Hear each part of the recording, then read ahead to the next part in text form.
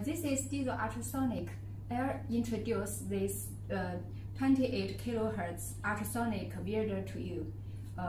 This is a digital generator box. This is a transducer with horn, and it is already with power supply. I'll start the generator. This is the on-off button.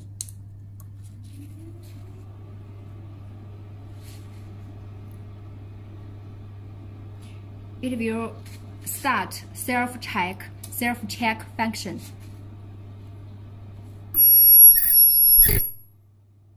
It shows normal now. The generator has Chinese interface and English interface, so we can switch the language. Now I will set it at English. Here is its frequency, here is its power, and here is the counter. And this one shows after self-checking, it is a normal ultrasonic welding system, and with no problem.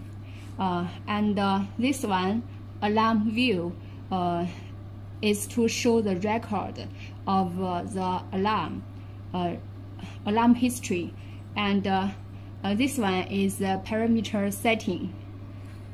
And this one, sonic testing, is to test if there is ultrasonic output. And the last one is automatic operation, or we can change it at manual operation. Let's see it. This is manual. This is automatic. I will introduce the parameter setting interface to you. There are 3 modes, but now the time mode and the energy mode is available for you. The time mode, when the machine set at the time mode, the welding time is fixed, but the energy output has small differences each time. This is time mode. This parameter delay time is to set the delay time, and this is the welding time. It is now set at 2 seconds. And the bottom one is cooling time. We also call it pressure holding time. And the last parameter is amplitude.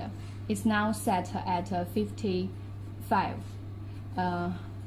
And here is to record each time welding. Now it's nothing because we didn't start weld work. And this one is return to master page.